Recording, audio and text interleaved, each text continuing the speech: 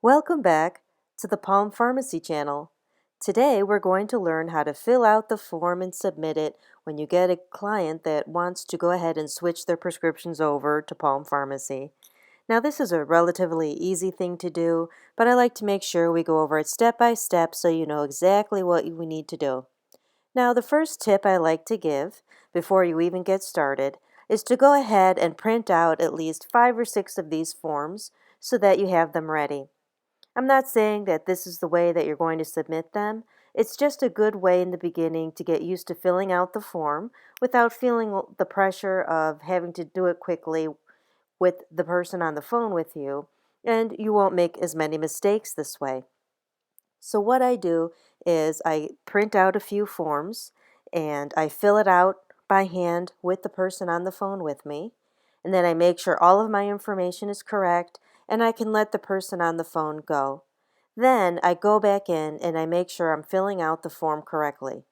I can take my time, I don't have to worry about making mistakes, and after I do this a few times, then you'll have a little more confidence, and the next time when it happens while the person's on with the phone with you, you'll be able to just be able to go ahead and fill out the form as you go. But please, there's no shame in filling it out by hand in the beginning. So let's get started. Now let's say that you've already filled out your form by hand, and now we want to go ahead and fill it out through the automated system here. Now, to get to this link, you'll receive a link, something like this, from your team lead. And you'll keep it up in one of your tabs at the top of the screen, as we showed in one of the previous videos on how to set up your desktop. Now, what I do is I come to the patient name, and I just verify with the patient what their name is and the correct spelling to make sure that we have it right. And I just click in the field where I want to stop typing. So I'm clicking down and I just start to write the person's name. So I put the first name and then I'm going to go ahead and type in the last name. And now I see that I have the name there. Now I want to get over to the next field because I need to enter the date of birth. Tabbing over is not going to work. It's important that you know you need to click into the field each time you want to make an entry. So now we're in the date of birth. So let's say their birthday was December 25th, 1976. And now I'm going to come over to the next field, telephone number, which is the patient's phone number. That's very self-explanatory. Now, the allergy information is not that important. I don't even bother asking for it. I would only put this in this field if they actually volunteered that information to you. Now, the next field, of course, is their address. I'm able to verify that information as well from CallFire. It's all listed right there. I just type that right in, and then I'm going to come over to the next field with the city, state, and the zip code, and I just manually type all of this information as well. Very simple, very easy. Then I want to make sure I'm going to get the insurance provider from the patient. This is important, very important information to get. And let's just say they had Humana.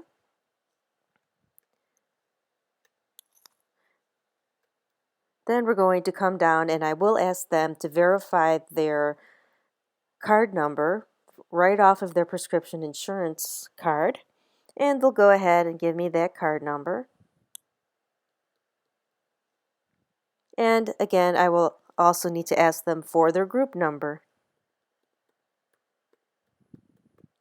Now, this information here in step 2, prescription information, this is something that the doctor fills out. We don't have to worry about that. They also go ahead and they sign it, and we don't have to worry about that because that again is something that the doctor does. But we do have to verify and ask the patient rather what the name of their doctor is. So they'll go ahead and tell you their doctor is Dr. Smith, and then you can just ask, oh, is that also in Boynton Beach? Because it usually is in the same city or perhaps a city really close by. Then they'll go ahead and they'll give you that. Now at this time, you might want to start using your Google search engine to find the exact address because most of the time the patient isn't going to have the doctor's name handy, and you don't want to have to keep them on the line longer than you have to. You can also use the NPPES system to get the NPI number and the registry. I'm also going to show another video on this later, exactly how to use this website as well. But it's great to be able to get all of the doctor information, which is their NPI number, the correct spelling of their name, the practice address, the practice phone number, and also the fax number can be found there. So we'll go ahead once we have all of the information and we'll fill it out here. We'll put the address, just clicking down into the field. Well, and if you make a mistake, by the way, all you have to do is back up or do delete and it will go away. So I'm clicking in the field. I'm typing the address of the doctor that I already verified from the NPS registry. I already have the city. I'll type in the doctor's phone number. We also want to make sure we have the correct fax number. And if we don't find the fax number on the internet, just go ahead, pick up your phone, call the doctor's office. When they answer, they're more than happy to just give you the fax number. The fax number is important to have. I have to have that to fax these forms over and get their signatures so that their patients can get switched over to Palm Pharmacy. Then in this box right here, you're going to put their NPI number. The DEA number isn't essential, but what is very important is this NPI number. So now we have all of our information filled out. I like to go up, I like to re-verify it, make sure I didn't spell anything wrong. I want to make sure I filled it out as full as I could and accurately. The more information we provide, the easier it is for us to get everything approved in one shot, so we don't have to keep waiting and sending things back and calling the patient back, because it just makes things harder and awkwarder. So go ahead and make sure that everything is filled out correctly. And when I know that it is, I'm going to go ahead and click Submit.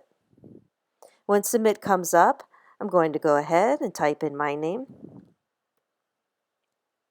That's how we know who's sending in what. And I'll put in my email address.